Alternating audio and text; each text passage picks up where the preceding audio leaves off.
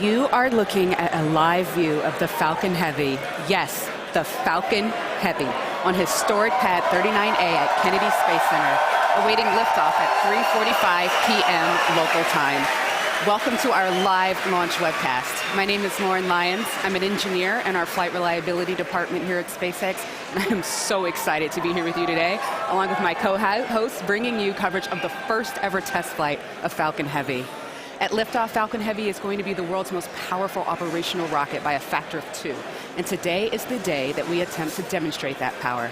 And because it is a test flight, there is no satellite customer on board the vehicle today, but the fairing is not empty.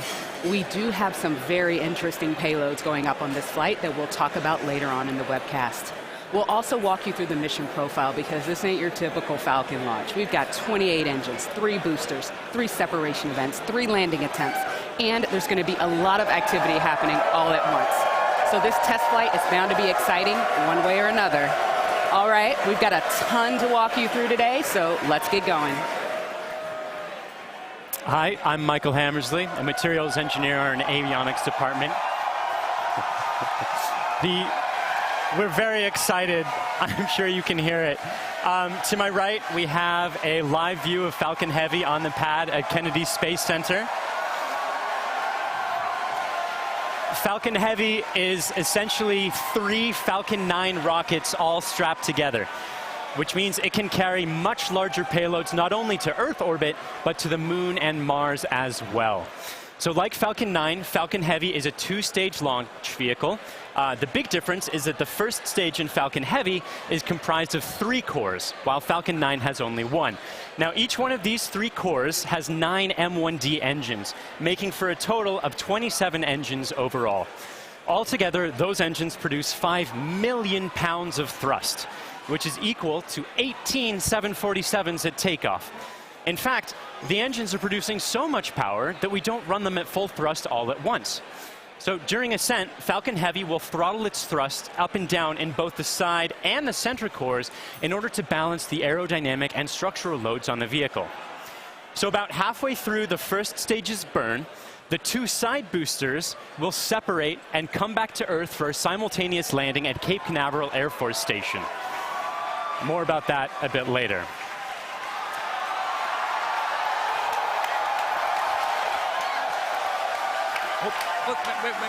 Wait.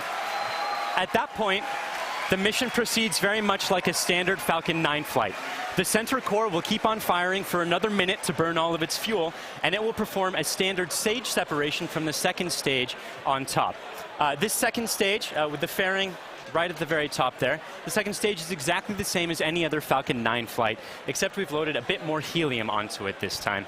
Now, that second stage will be sending our payload way out into a Mars-crossing orbit, which we'll also get into a bit later. But all in all, with a successful launch, Falcon Heavy is going to be the largest and most powerful operational rocket in the world. We're very excited to be launching it today. Let's check in on exactly how it's doing. Good afternoon. I'm John Innsbrucker, the Falcon Principal Integration Engineer at SpaceX. We're currently at T-minus 17 minutes, 40 seconds and counting down. The good news that all systems are go for launch. We're working no problems with the SpaceX test flight of the Falcon Heavy launch vehicle. Now we're currently loading propellant on all 3 first stage boosters, and we began loading a couple minutes ago on the second stage LOX tank.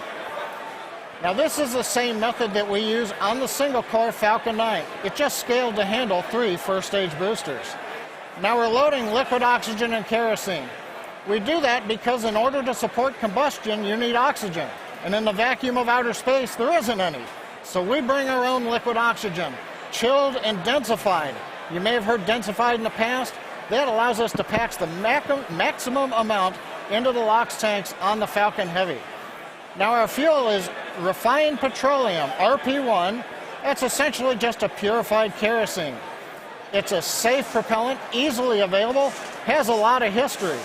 For example, the Saturn V first stage, flown from the very pad you see on the monitor, on the moon missions, used kerosene and liquid oxygen. Now the big news this afternoon has been the weather, and we've eaten up most of our launch window. Now, we won't have the ability to hold the countdown any further now that we are into liquid oxygen loading. The good news is that the winds are looking good. We're working no issues on the Falcon Heavy. However, if there is an issue in the last minutes, we won't be able to launch today. There is a backup date available tomorrow. And I've said it before, launch is hard, and Falcon Heavy is no exception. We're essentially counting down 3 rockets simultaneously. So the SpaceX team is going to be conservative in case anything pops up in the last minutes. But as the energy and the enthusiasm from the team gathering below me outside of Mission Control Center X is growing, we are go at T-minus 15 minutes and 40 seconds and counting. My name is Brian, and I'm part of the software team here, and I'm standing just outside Mission Control as the crowd gathers behind me. We're all anxiously awaiting this very first test flight of Falcon Heavy. Now, today, SpaceX has over 6,000 employees in locations across the country, but it wasn't always like that.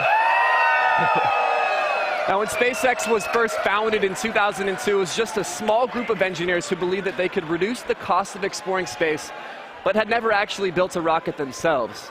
Now, Falcon 1 was the first rocket we developed, and it was pretty small relative to Falcon 9 and Falcon Heavy. While the Falcon Heavy on the right of your screen is over 230 feet tall, Falcon 1 stood only about 70 feet tall and could only carry about a half a ton to orbit.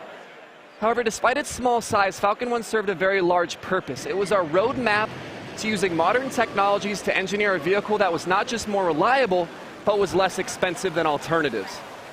Now, we had 3 test flights of the Falcon 1 before we found success.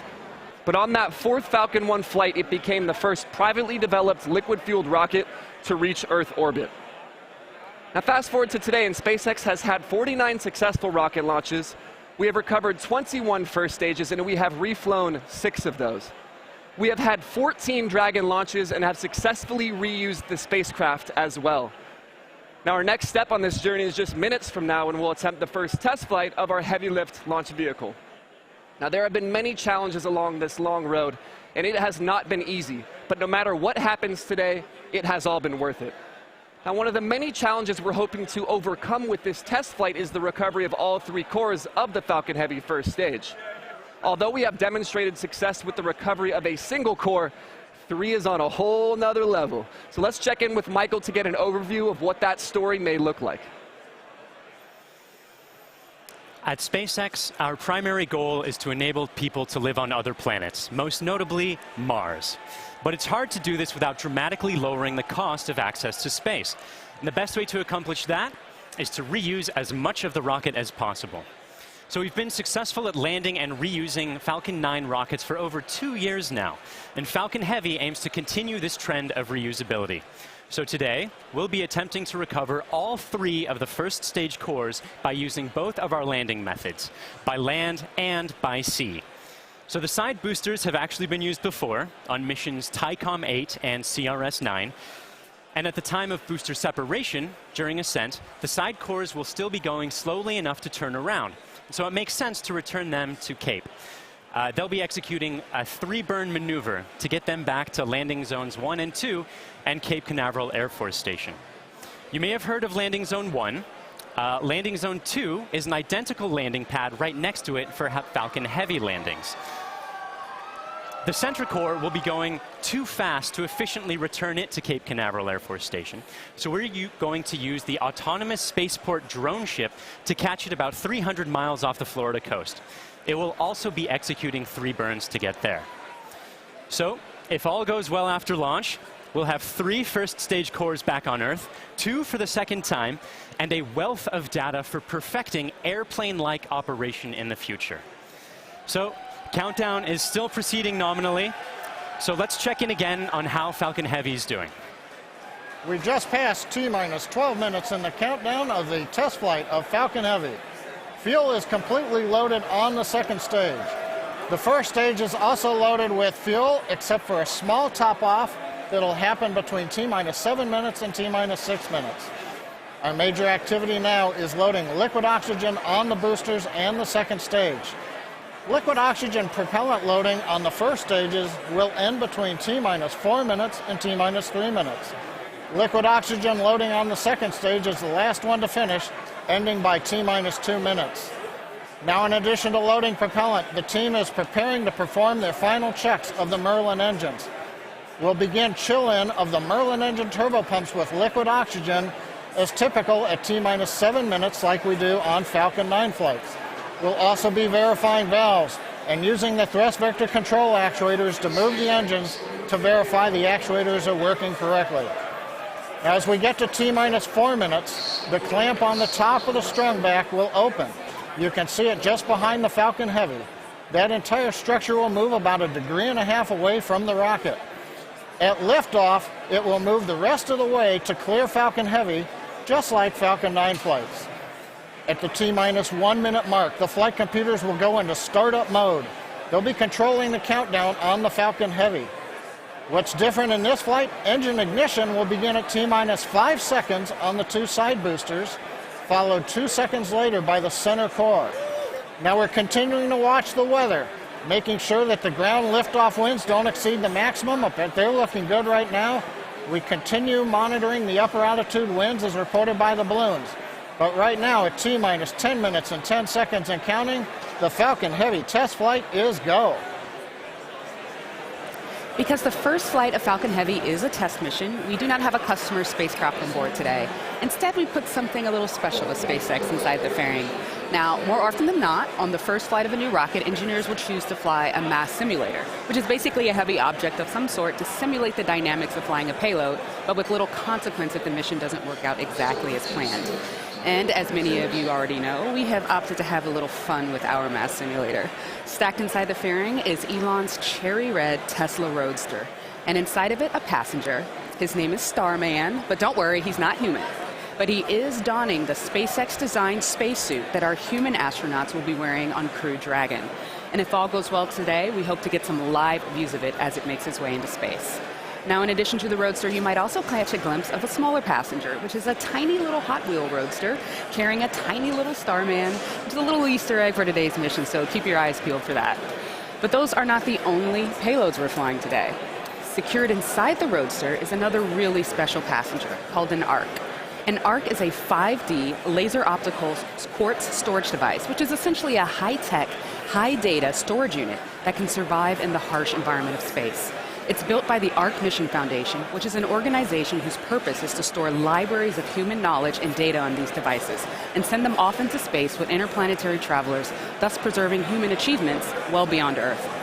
On the ARC that's being launched today, the Foundation has stored Isaac Asimov's classic sci-fi series, The Foundation Trilogy, which was the original inspiration for the ARC mission.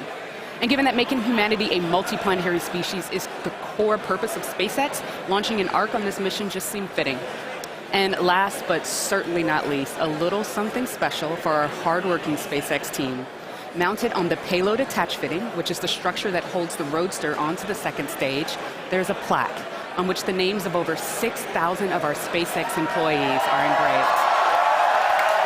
The work that goes into designing, building, testing, and launching a vehicle of this sort is no small feat.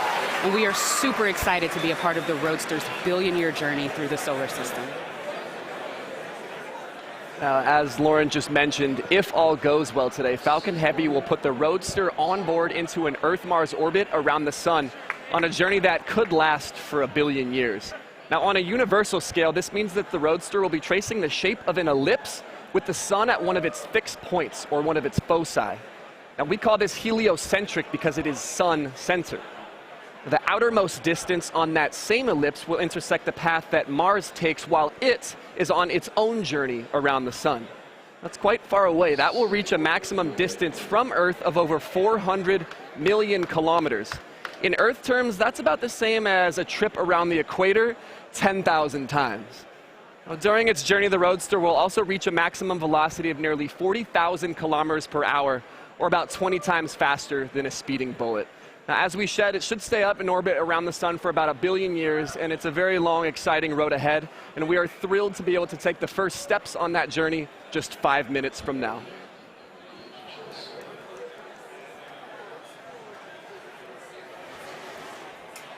The SpaceX team continues to count down for launch of Falcon Heavy Test Flight. Now, once we light the engines, Falcon Heavy will check the power on all 27 Merlin engines, a critical period in the go-no-go for launch. It'll then command release from the ground hold downs. 40 seconds into flight, we'll decrease power on the two side boosters in preparation for maximum aerodynamic loads on the vehicle. Once we get through this period, Falcon Heavy will throttle back up to full power on the side boosters. About half a minute later, we will again throttle down the two side boosters. This time we're decreasing the forces on the rocket structure. At this point in flight, the vehicle is much lighter, having burned off much of the propellant, but we are increasing thrust. 2.5 minutes into flight, we'll fully turn off the side boosters, an event called BECO, Booster Engine Cutoff. At this point, the pneumatic separation system on the center core will unlock the two side boosters and push them away. The side boosters will disconnect first at the top of the center core, then milliseconds later from the bottom, so they'll actually rotate away from the center core slightly. Once the side boosters are clear, the center core will throttle up to full power and burn for another 25 seconds. Finally, at just past 3 minutes after liftoff, the center core will shut down, an event called MECO, Main Engine Cutoff, and the second stage will separate. From this point on, it's like a Falcon 9 mission. The fairing will separate, the MVAC-D upper stage engine fires, eventually sending the stage and payload out into the solar system to orbit around the sun. So that gives you a feel for the sequence of events we're planning on today's flight. So now, at T-minus 4 minutes 45 seconds and counting, let's witness the test flight of Falcon Heavy.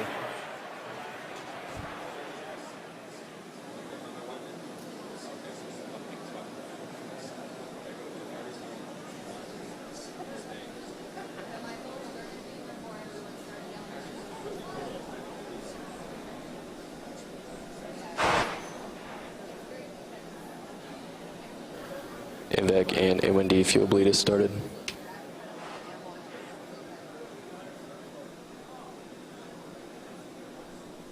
Safety Inline critical lock arms are slow, open. throttling to close out.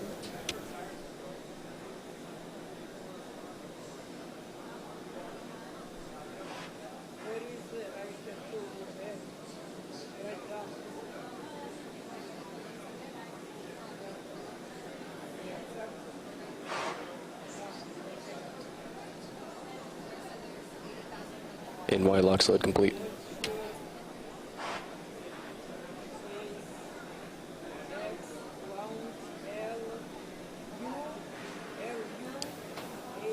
PY lock slide, throttling to close out. PY lock slide complete.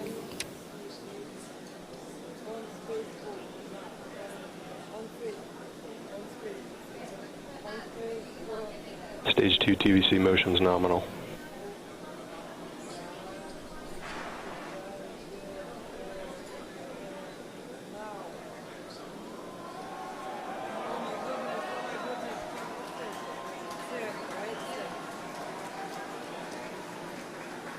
BOGO bleed verification.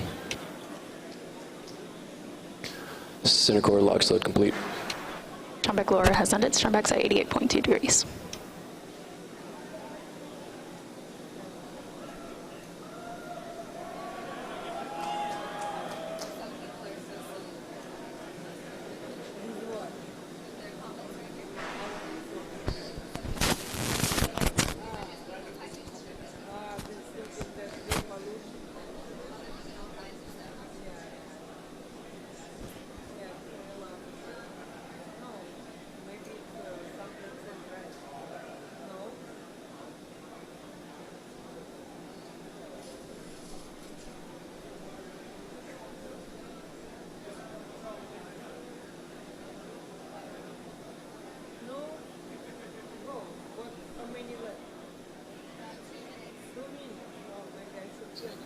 Stage 2 lock slide complete. Falcon Heavy prop load is complete.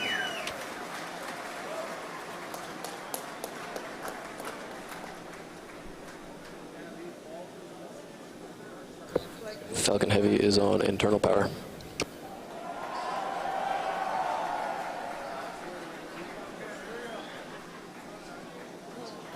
Vehicles in self-align. Ground gas closeouts has started. Falcon Heavy gas loads are complete.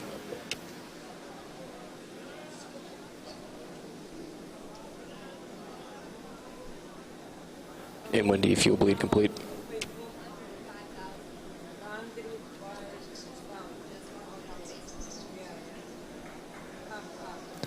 M1D engine chill is complete. AFTS is ready for launch. Ground gas closeouts are complete. Falcon Heavy is in startup.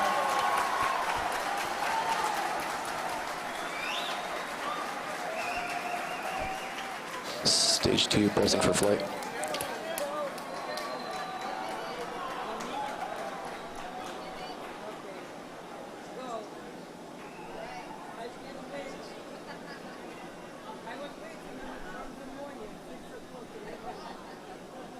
T-minus 30 seconds.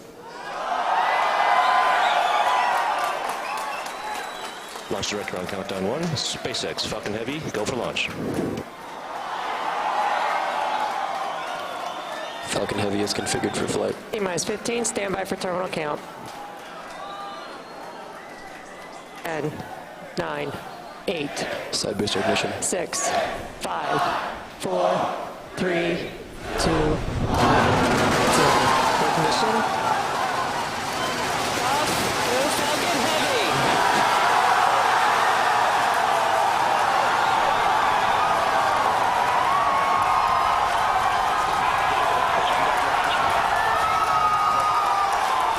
Stage 1 propulsion is nominal.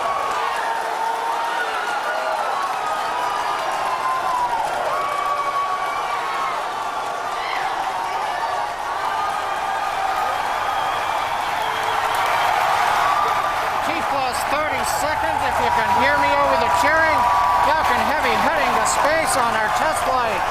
Building on the history of Saturn V Apollo, returning pad 39A to interplanetary missions.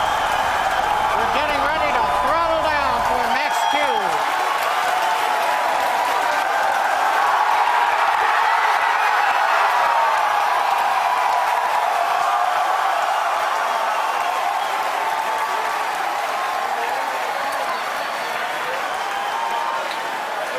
Vehicle is supersonic. You've heard the call out. Vehicle is supersonic.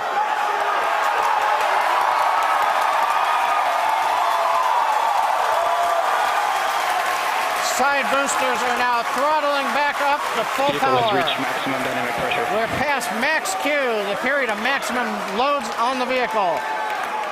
Next up, we'll be waiting for the side boosters to begin to throttle down prior to booster engine cutoff and separation 2.5 minutes into flight.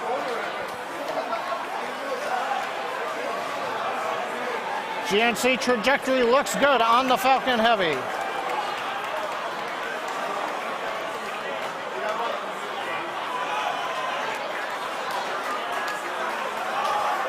Reports show that the M1D engine performance is nominal. Impact engine chill has begun. Side boosters have begun to throttle down in preparation for the upcoming shutdown in 20 seconds.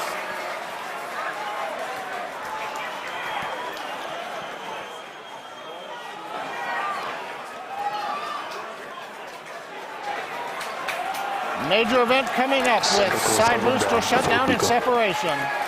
Inside shutdown. Side boosters. Beacon. Center. We're throttling up. S1 keeps going.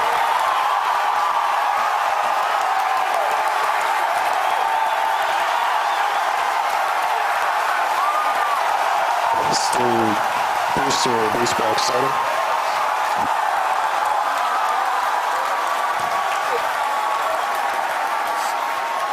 Successful separation. We're coming up on Miko in shutdown. Stay set. Separation confirmed. Event recognition. This big burn looks good on side boosters. Background startup.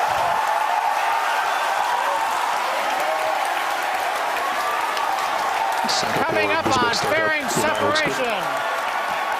Center core side engines on power, also look good.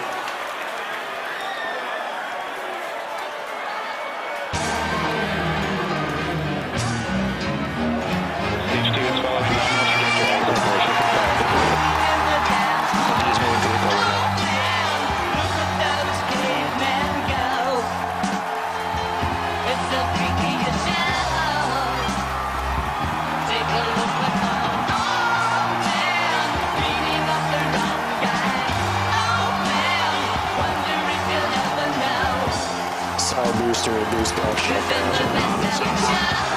Center core boost back burn shutdown.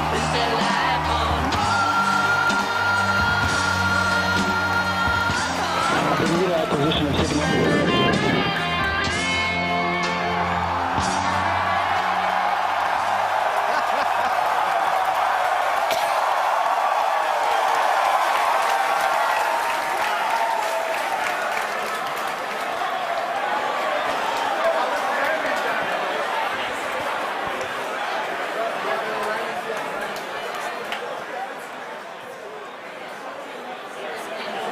Wow. Wow. Did you guys see that? That was awesome. That's the only thing I can really say right now. Absolutely wild. Absolutely wild. I got nothing else. Oh, man. Recapping all the great things that you just saw there. Successful liftoff from the pad, successful stage separation, but before that, successful booster separation. You can see stage one. The two side boosters, pardon me, you can see the center core, and you can see MVAC lit up. Oh my gosh. Then the beautiful shots of Starman chilling in the Tesla Roadster. Just absolutely incredible. On your screen at the moment, you've got a few things happening. On the upper right, you've got MVAC D continuing its burn. On the upper left, you have the center core headed back towards the autonomous spaceport drone ship. And in the two bottom screens, you've got the side boosters headed back towards Cape Canaveral Air Force Station, landing zones 1 and 2.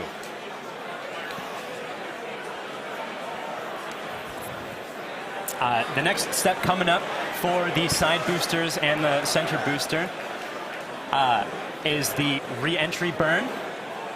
That's going to slow it down from, or slow all the boosters down from way faster than the speed of sound to just faster than the speed of sound in order to reduce some of those aerodynamic forces and heating that occurs when you're moving that quickly through the atmosphere.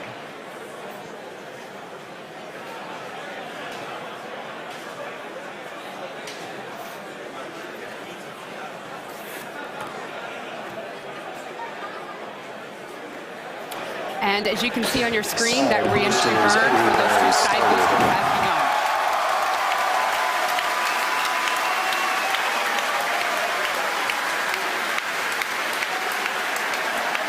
Side boosters, entry burn shut down. Side core entry burn target.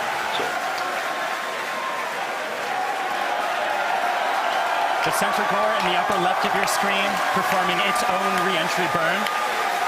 You can see the edge of Cape Canaveral in both of the side booster cameras as those are coming in. Yes, PY and NY side boosters have saved. Center core entry burn shutdown. And even though those look very similar, those two boosters views, those are actually representing different boosters. And they're heading towards Earth. They're about to begin their landing burns. We'll hopefully be able to bring you nice footage of that. Both side boosters transonic. And watch for the landing lights deploy at the tail end of that landing burn.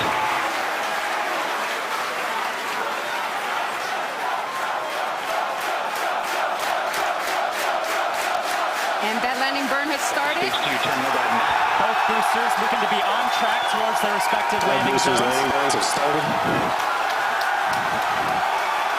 Side boosters landing legs have deployed.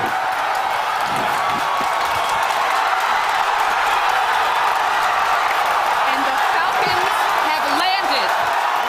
LZ1, LZ2, both side boosters have touchdown. Landing operators move on to 11 by 1 recovery 1 and recovery 2. And coming up very shortly, the center core will be attempting its landing on the autonomous spaceport drone ship.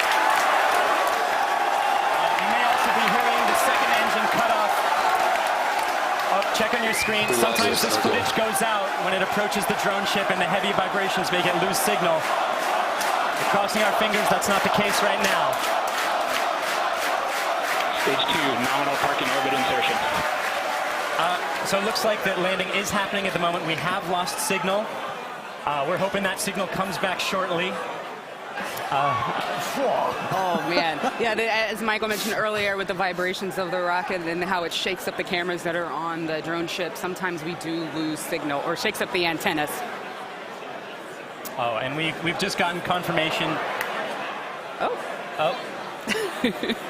We're waiting to hear what happens, and so we're listening in, and we're still waiting to hear. We'll let you know as soon as we find out. You'll know.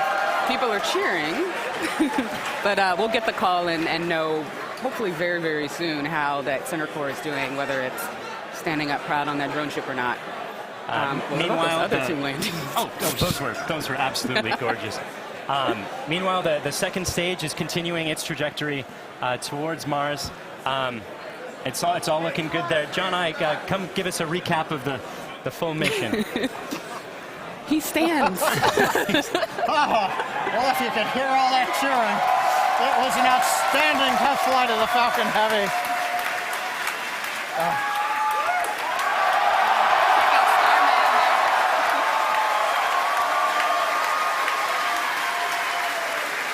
Cameras cycling right now. Live views coming down from low Earth orbit. The second stage successfully got there, and it got there as the culmination of a great Falcon Heavy test flight. We lit 27 engines, throttled the boosters up and down. We separated the side boosters. They came back spectacular simultaneous landing. The center core did its job. The second stage did it. Everything that you could want in a test flight we got here. Now we're just looking for the icing on the cake to find out what happened on the drone show. But all in all, an outstanding test flight for Falcon Heavy. Wow, what an absolutely momentous occasion. Thank you so much to the range for contributing their expertise to today's launch, the FAA for the licenses to launch and land those boosters, as well as the rest of Falcon Heavy. And thank you to you, the viewers, for joining us for a really, really cool moment here. And to find out what happened with the center core and what's going on with Starman as he makes its journey through space and all of our other launches, you can visit us at SpaceX.com and follow us on social media on LinkedIn and Twitter. If you would like to join us on exciting projects like these, please visit SpaceX.com/careers. From the entire grateful team here, thank you again for joining us. We'll see you next time.